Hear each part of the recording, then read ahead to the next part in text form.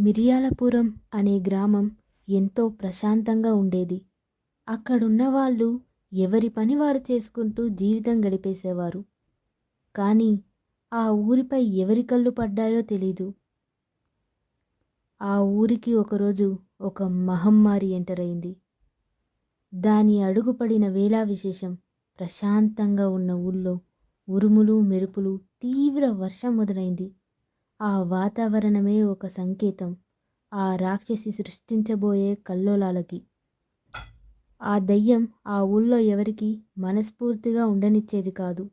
ఆ ఊళ్ళో ఎవ్వరికి మనశ్శాంతి ఉండనిచ్చేది కాదు.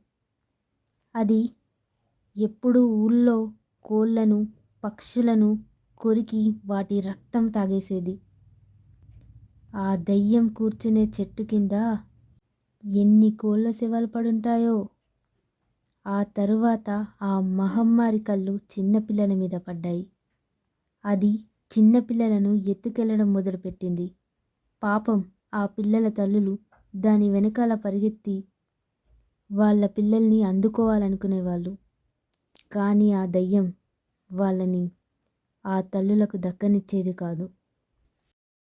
ఇక ఊర్లో వాళ్ళందరికీ భయం పెరిగిపోయింది.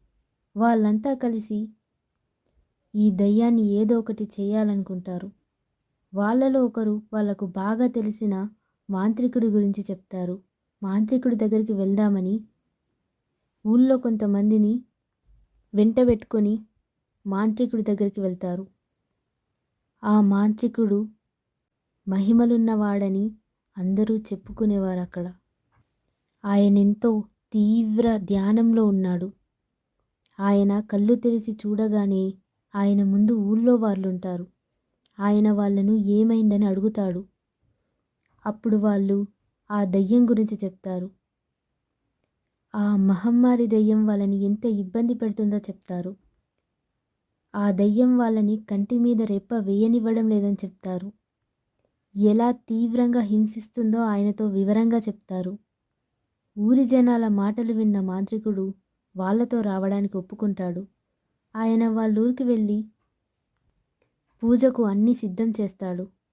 ఆయన పూజ మొదలు పెడతాడు. ఆయన పూజ చేస్తుండగా ఆ దయ్యం అక్కడికి వచ్చి వెక్కిలిగా ఇలా అంటుంది. ఏయ్, ఎవడివిరా నువ్వు?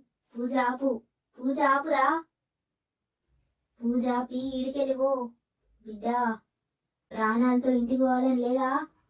అప్పుడు ఆ మాంత్రికుడికి కోపం వచ్చి తన మంత్రాలతో అక్కడ హోమంలోంచి మంటలు పైకి లేపుతాడు. ఆ మంత్రాలకు మంటలకు ఆ దెయ్యం ఒళ్ళంతా మంటలు పుడతాయి. అప్పుడు ఆ రాక్షసి ఇలా అంటుంది. ఏ ఆపు, ఆపు, నువ్వు చెప్పినట్టేంట, ఆపురా. అప్పుడు మాంత్రికుడు ఇలా అంటాడు. సరిగ్గా కూర్చో. అప్పుడు ఆ దయ్యం సరిగ్గా కూర్చుంటుంది. ఇక ఆ మాంత్రికుడు మంత్రాలతో మంటలను పైకి లేపడం ఆపేస్తాడు. ఇక ఆ మాంత్రికుడు ఆ దయ్యంతో ఇలా అంటాడు. నువ్వెవరు? అసలు నీ సమస్య ఏంటి? నువ్వెందుకు ఇలా ఊర్లో వాళ్ళని హింసిస్తున్నావు? అప్పుడే ఆ దయ్యం తన గురించి ఇలా చెబుతుంది.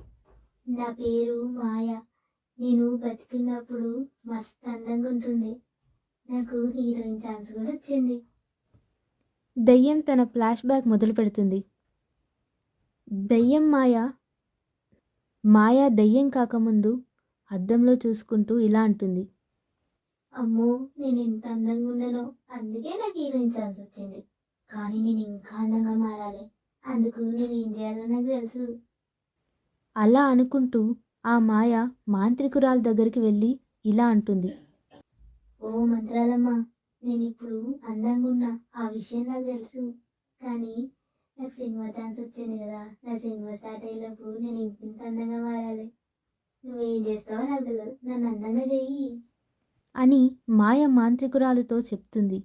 అప్పుడు ఆ మాంత్రికురాలు ఇలా అంటుంది. నాకది సర్వసాధారణమైన విషయం. దానికి నువ్వు ఊర్లో ఉన్న గొర్రెలని దొంగతనంగా తీసుకొని రావాలి మాయా. అప్పుడే నేను నీ అందరికీ మెరుగులు దిద్దుతాను. ఊహుహుహు. నిన్ను ఇంకా అందంగా తయారు చేస్తాను. ఊహుహుహు. అని ఆ మాంత్రికురాలు చెప్తుంది. మాయ మాంత్రికురాలు చెప్పినట్టే గొర్రెలు తీసుకొని మాంత్రికురాలు ఇంటి వైపు వెళ్ళడం, దాగుడు మూతలు ఆడుకుంటున్న ఒక అమ్మాయి అక్కడే దాక్కుంది. ఆ అమ్మాయి మాయను చూసింది.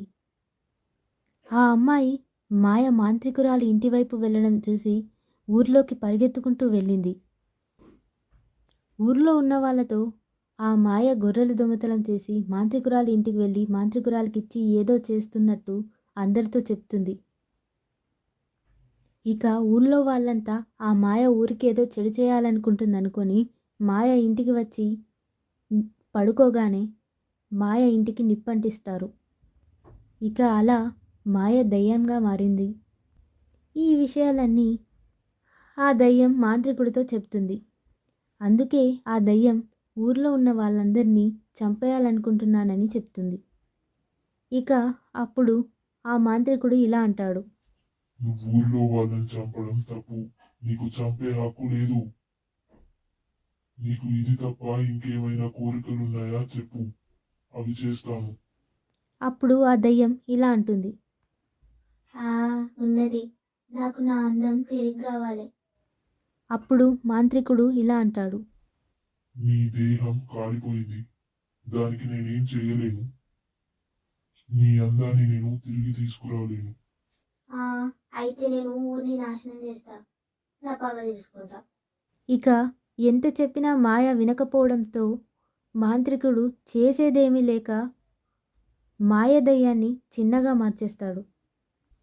ఆ మాయను తన మంత్రాలతో చిన్నగా మార్చి ఒక సీసాలో బంధిస్తాడు. ఇక మళ్ళీ ఆ ఊరు ప్రశాంతంగా మునుపటిలా మారుతుంది.